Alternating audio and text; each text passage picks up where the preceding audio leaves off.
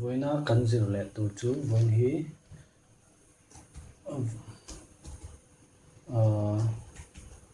June som pakhat ania voin hi kapat de nia chuan voina kan zir le tu chu break le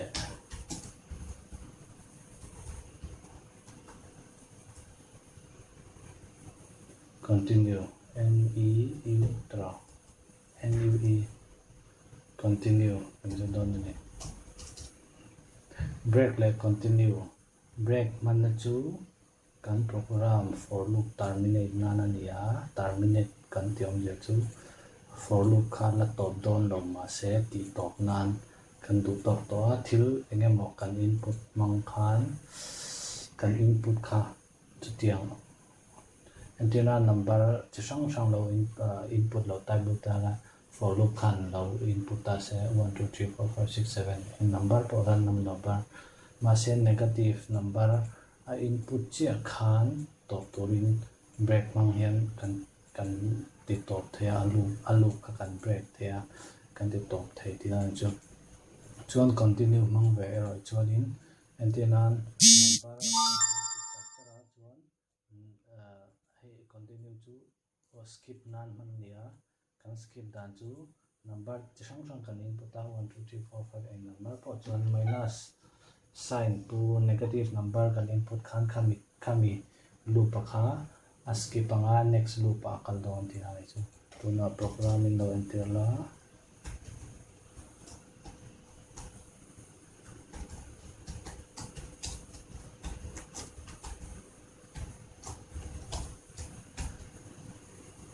and sum number belcom lo ti ta na sum hian tira zero lo tuk se 1 ani nga hi nam hi kan number input na to ne I ki chu kan variable that for loop siam nan for loop nia I is equal to 0 I is less than or equal to 10 ti nga 10 thleng kan loop thei don diam so I plus plus chuan 10 bracket achunga hian tahian number I du chulo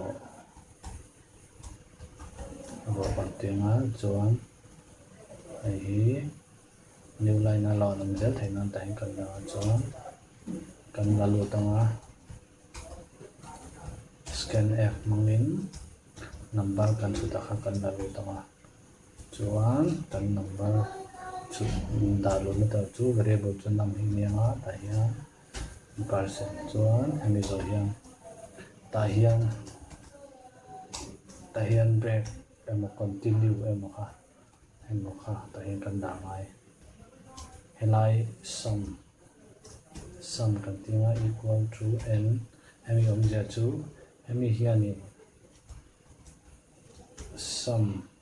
plus tin hai tu ka sum hi zen non ai chon ta hian kan da keu me ya au sum zo wa chuan ta hian break lo mong ta la break kan man chuan ta hian condition kan break na chu chan antenan nam hi less than 0.01 0.0 tiom ja chu helai kan number input a hi ta tanga kan number input a hi helai line na hi na kal ta khan lo check anga number hi 0i na dian anti a chenga 0i a len chuan helai line hi skip anga ta hi na kalanga ma se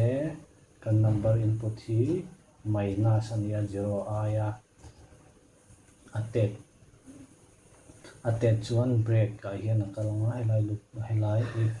if condition chunga hian chuan a break anga helai hi a visit lo nga eta a break anga loop hi chuan a next loop a kal don tiang chu next loop a kal don lo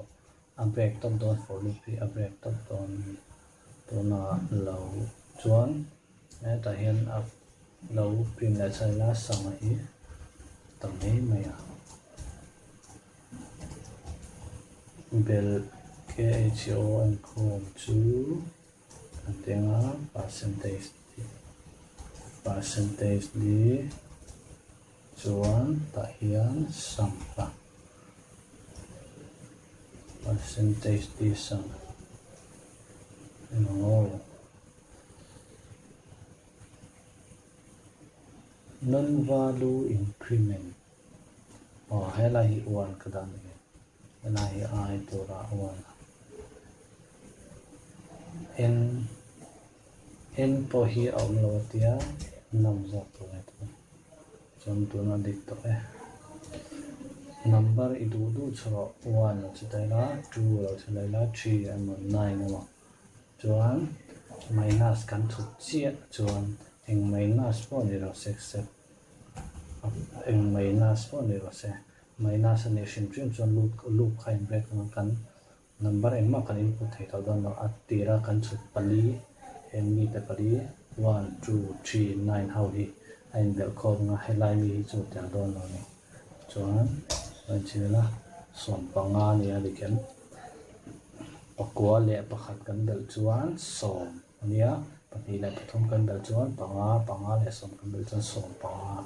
chuan dik pe chian ni chuan om je chu hello phi som thleng voi som roni lu turania ma se minus helai kan mu chi hian helaya minus kan mu chi hian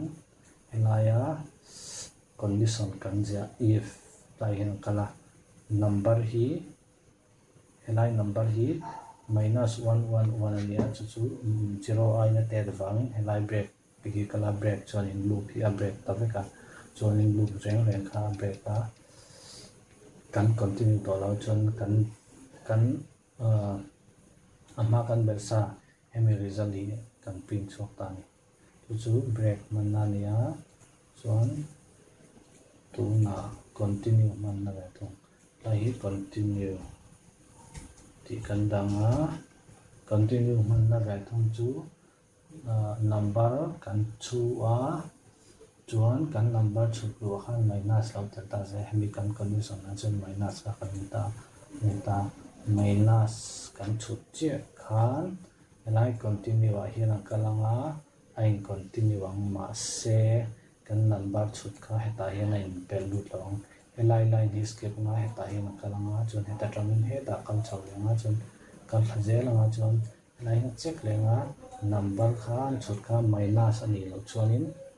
heta hian kalanga minus ani ro chuan heta hian kalanga heta tang hian heta hian pass sawa chu tiang zo chuanin helai hi skip helai line hi skip ani chu continue to line skip nan ma se he line hi heta kan da chuan a skip don lo chan chu hemi hi helai hi kan skip tier tu kan line ate hi na noi zo ka bang compiler chuan line by line you check thap bang ni chu bang chuan au ma sa kha cheka chu bang chuan hei hi an han zo ka kan skip tier du a hi an zo ka da tu ni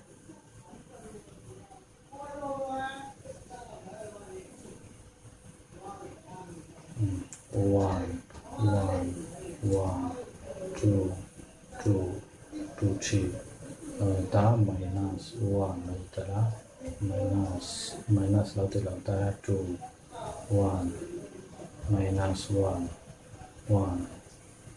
jamye minus 6 ke pre ngam che se no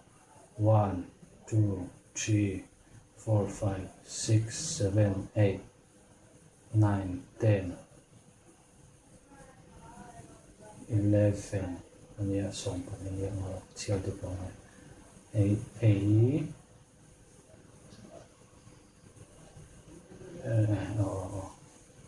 1 2 3 4 5 nia 8 10 11 12 dikani lahi minus c skip tinani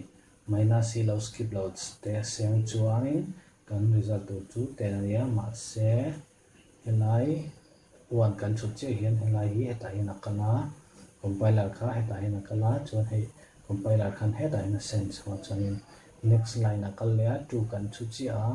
chuanin helai hi line hi kal lo helai hi alo false awang kan heta hina kala chonai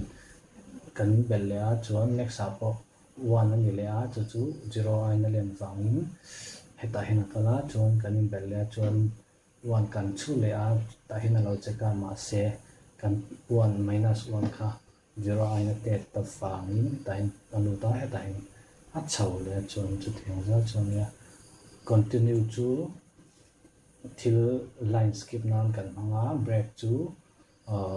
for loop emo while loop emo eng loop po terminate nan kan tiang je chu enge ti top nan loop ti top nan ani ante nan while looping lo ante ta na hi while loop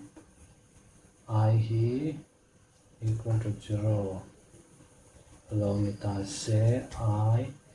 if I is less than or equal to 10 at the time chuan ta hian I plus chuan lo check ta la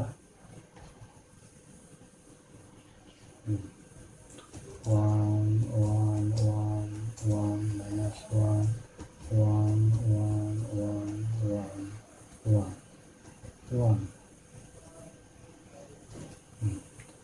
so completely 1 2 3 4 5 6 7 8 9 10 anh ya result hi chan chu helai hi atel ve chuanin lo tel skip lo ta se chuanin kan result hi na do na minus 1 chuwang chuanin a skip ani ti kan sa chianga chuanin hi du huela po chan tia thia helai break kha chu helai hi kan thlenganga kan helai hi break kan je khanga chu jong chu ne ya chuan ainan lo na chu break chu kan sai tong khan loop terminate nan ania ama error chu continue ve thung chu enge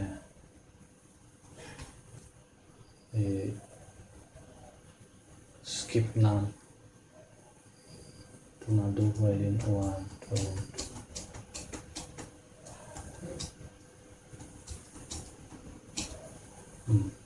ti khani an ding ang rai na khati khani a well continue le break man chu